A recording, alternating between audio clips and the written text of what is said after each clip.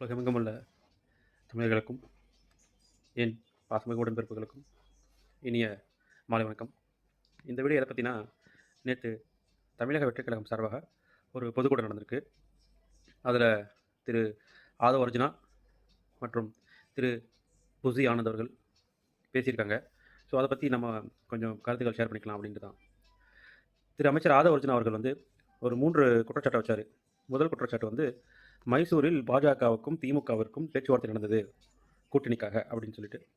Second வந்து இந்த gen Z meetup நடந்துச்சு இல்லையா, திமுக அண்ணா அறிவாலயத்தில், அங்கே 1500 ரூபா கொடுத்து தான் கூட்டத்தை கூட்டினாங்க அப்படின்னு சொல்லிட்டு ஒரு குற்றச்சாட்டு வச்சார்.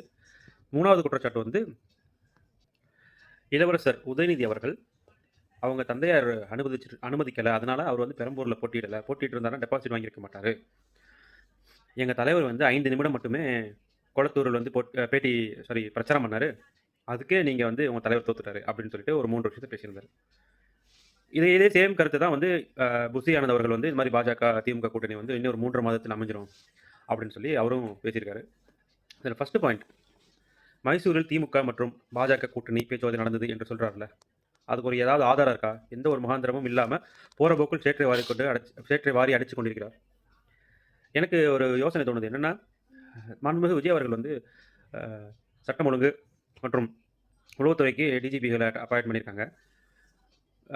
நம்ம ஆதவ அர்ஜுனா சார் அவர்களும் வந்து ஒரு நல்ல ஒரு கேண்டிடேட் தான் இந்த டிஜிபி போஸ்ட்டுக்கு. ஏன்னா எவ்வளோ ஒரு அருமையான உளவுத்துறை தகவல் எடுத்துகிட்டு வரார் பார்த்தீங்களா, மகசூல் நடந்தது அப்படின்றாரு. அவர் ஆதவ அர்ஜுனா அவர்கள் கடமைப்பட்டிருக்காரு, இதுக்கு ஆதரத்தை அவர் கொடுக்கணும், கண்டிப்பான முறையில் கொடுக்கணும். கொடுத்ததுக்கப்புறம் தான் இந்த மாதிரி ஒரு அவதூறுகளை வந்து அவர் சொல்லணும். இது இல்லாத வரைக்கும் இதெல்லாம் வந்து ஒரு காற்றுல பேசக்கூடிய ஒரு வார்த்தைகளாக தான் கருதப்படும்.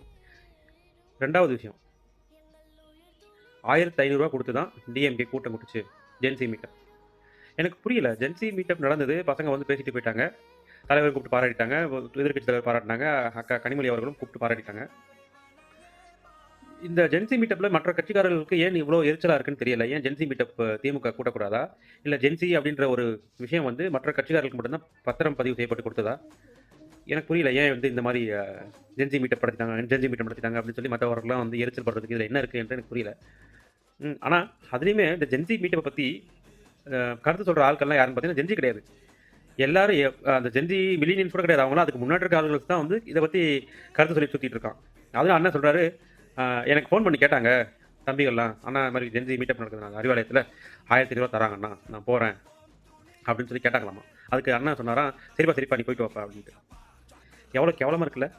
அண்ணனுக்கு ஃபோன் பண்ணி கட்சிக்காரங்களே நான் ஜென்சி மீட்டப் 1500 ரூபா கொடுக்குறாங்க, நான் போகிறேன்னு சொல்கிறாங்க அப்படின்னு சொல்கிறது எவ்வளோ ஒரு அப்பட்டமான ஒரு அயோக்கியத்தனமாக இருக்குது. எவ்வளோ ஒரு கேவலமான விஷயம். பிற கட்சி கூட்டத்துக்கு, எதிரியாக இருக்கக்கூடிய கட்சி கூட்டத்துக்கு, கட்சி நிகழ்ச்சிக்கு, அவங்க கட்சி அலுவலகத்துக்கு காசு கிடைக்குதுன்ற ஒரே ஒரு காரணத்துக்காண்டி நாங்கள் போகிறோன்னு சொல்லி ஒரு தொண்டர்கள் வந்து அவர்களோட தலைவர்கிட்ட கேட்குறாங்க, முதற்கட்ட தலைவர்கிட்ட. அவரும் அதுக்கு வெக்கமே இல்லாமல் சரி போயிட்டு வாப்பா, காசு கிடைச்சா பரவாயில்ல. எல்லாருமே வந்து ஏன் இப்படி காசுன்னு அலையிறாங்கன்னு புரியல. காசு கிடைச்சா எங்கே வேணாலும் போயிடலாம் போல, கொள்கையும் இல்லை, கட்சியும் இல்லை, விசுவாசம் இல்லை, எதுவுமே கிடையாது போலக்கு. அது அண்ணா ஆதவ அர்ஜுனா வந்து இது எவ்வளோ சுலபமாக கடந்து போகிறாரு பாருங்க. திமுகவில் இருக்கிற ஒவ்வொருத்தனும் வந்து காசுக்காண்டியோ பதவிக்காண்டி இருக்கிறவன் இல்லை, கடைநிலை ஊழியனாக இருப்பான். ஒரு பிரோஜனம் கூட அவனுக்கு திமுகவில் இருந்து அவனுக்கு கிடைச்சிருக்காது. ஒன்லி கொள்கைக்காண்டி தான் இருந்திருப்பான். சரியா?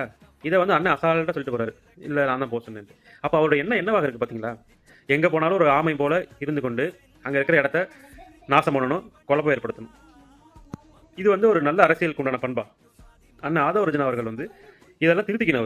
ஒரு பதவிக்கு வந்துட்டீங்க அண்ணன், இனிமேலாவது கொஞ்சமாவது அந்த பிஸ்னஸ் மைண்டில் வெளியே வந்து மக்கள் சர்வீஸ் மைண்டுக்கு வாங்க. இனிமேல் நீங்கள் வந்து திருத்திக்க வேண்டிய நேரம், கரெக்ட் பண்ண வேண்டிய நேரம். இதெல்லாம் வந்து இனிமேல் மக்கள் பார்த்துக்கிட்டு இருக்க மாட்டாங்க. முன்னாடி வந்து நீங்கள் என்ன வேணால் கம்பு சுற்றலாம், இப்போ ஆட்சி அதிகாரம் உங்கள் கையில் இருக்குது, கொஞ்சம் பார்த்து தான் நீங்கள் நடந்துக்க வேண்டியது இருக்கும்.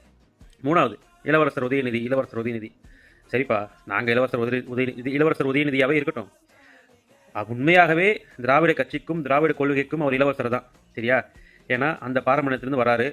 நீங்கள் எங்கே இருந்தீங்க, எங்கே இருக்கீங்க அப்படின்றது இது எல்லாத்துக்குமே தெரியும். அதே மாதிரி ஆனால் எனக்கு என்ன ஆச்சரியம்னா, அண்ணன் வந்து எங்கே போனாலும் அங்கே அவர் தான் தலையாக இருக்கார் இல்லையா? அங்கே இருக்கிற தலைவர்கள், முன்னாடி இருந்த ஃபவுண்டர்ஸை கூட இவர் தன் கையில் வச்சுக்கிட்டு நிழலுலக தாதா மாதிரி செயல்படுறார் இல்லையா? இதில் நம்மள இளவரசர் அப்படிங்கிற அண்ணன் உதயநிதி அவர்களை. நாங்கள் இளவரசர் தானே, ஆனால் நீங்கள் தானே நான் அரசர். அங்கே அரசரான்னு பார்க்கும்போது அரசர் தான் இப்போது பெரிய பதவியில் இருக்கீங்க, பெரிய ஒரு செல்வாக்கில் இருக்கீங்க. இன்னமும் ஏன்னா உதயநிதி அவர்களை வந்து இளவரசர்னு சொல்லிட்டு உங்கள் நேரத்தை வேணாக்கிட்டு இருக்கீங்க? போய் வேறு வேலை இருந்தால் போய் பாருங்கண்ணே. இன்னும் உட்காந்துட்டு இதையே பேசிகிட்டு இருக்காதீங்க. அரசியல் ரீதியாக வரக்கூடிய சவால்களுக்கு, வரக்கூடிய கருத்துக்களுக்கு, விமர்சனங்களுக்கு பதில் கொடுங்க.